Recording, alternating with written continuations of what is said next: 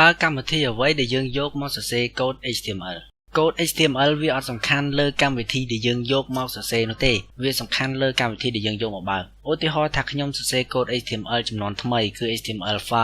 ហើយកម្មវិធីដែលយើងយកមកបើកគេហទំព័រដូចថា Firefox ឬក៏ Google Chrome ឬក៏ Safari ឬក៏ Opera ឬក៏ស្អីផ្សេងអញ្ចឹងយើងយកអាកម្មវិធីទាំងអស់ហ្នឹងមកបើកស្រាប់តែអាកម្មវិធីទាំងអស់ហ្នឹងវាសេរីចាស់វាអត់ស្គាល់ code HTML5 ហ្នឹងទេវាស្គាល់ HTML ចំនួនមុនអញ្ចឹងដូច្នេះនៅពេលដែលវាអត់ស្គាល់អញ្ចឹងចម្លើយដែលចេញមកគឺវាអត់ប្រក្រតីទេប៉ុន្តែកូដដែលយើងសរសេរគឺត្រឹមត្រូវគ្រាន់តែថាកម្មវិធីដែលយើងយកមកបើកហ្នឹងវាអត់ស្គាល់អារឿងហ្នឹងគឺវាអញ្ចឹងហើយកម្មវិធីដែលយើងយកមកសរសេរកូដ HTML គឺវាមានស្រេចនៅលើកុំព្យូទ័ររបស់អ្នកដោយមិនបាច់ចាំបាច់ទាញយកទេបើអ្នកប្រើ Windows គឺអ្នកទាំងអស់គ្នាចុច Start All Programs ហើយចូលទៅក្នុង folder Windows Accessories ហើយចុចលើកម្មវិធី Notepad បើនៅលើ Mac អ្នកទាំងអស់គ្នាចូលទៅក្នុង Application ហើយបើកកម្មវិធី Text Edit ក្នុងករណីរបស់ខ្ញុំគឺខ្ញុំប្រើនៅក្នុង Windows ដូច្នេះវាមានលក្ខណៈបែបនេះប៉ុន្តែនៅក្នុង Mac ក៏វាអត់មានអីខុសគ្នាដែរហើយបើសិនជា code HTML វាអាចសរសេរនៅក្នុងកម្មវិធីដែលមិនបាច់ទាញយកពីអ៊ីនធឺណិតបែបនេះតើចាំបាច់មានកម្មវិធីផ្សេងទុកឲ្យទាញយកនៅលើអ៊ីនធឺណិតធ្វើអីគឺកម្មវិធីជំនួយផ្សេងដែលយើងទាញតាមអ៊ីនធឺណិតនោះវាផ្ដល់លក្ខណៈពិសេសច្រើនជាង Notepad នេះ Notepad នេះវាយតែ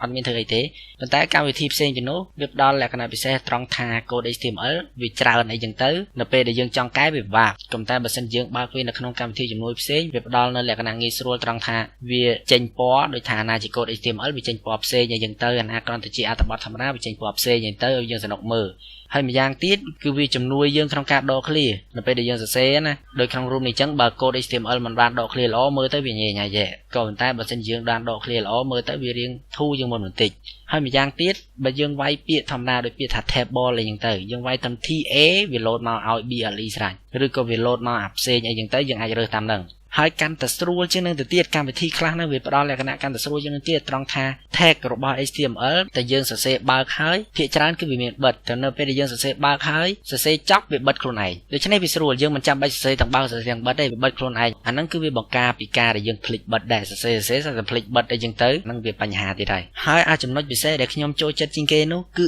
error នៅពេលដែលយើងវាយមានបញ្ហាភ្លាមមិនចាំបាច់តេស្តទេវាបង្ហាញ error ហ្មងដូចតែយើងវាយភ្លេចអានេះភ្លេចអានោះចឹងទៅវាចេញសញ្ញាមកយើងគ្រាន់តែមើលតាមហ្នឹងទៅថាយើងវាយនឹងខុសស្អីធ្វើតាមគេទៅគឺវាបានហើយវាប្រាប់បញ្ហារបស់យើងភ្លាមដោយយើងមិនចាំបាច់ទៅតេស្តមើលទេហើយកម្មវិធីដែលអ្នកទាំងអស់គ្នាអាចទាញនៅលើអ៊ីនធឺណិតបានវាមានច្រើនប៉ុន្តែខ្ញុំលើកមកតែប្រមាណនេះទេព្រោះប្រមាណនេះខ្ញុំស្គាល់យូរហើយគឺមាន Aptana Studio មាន Bracket មាន Notepad++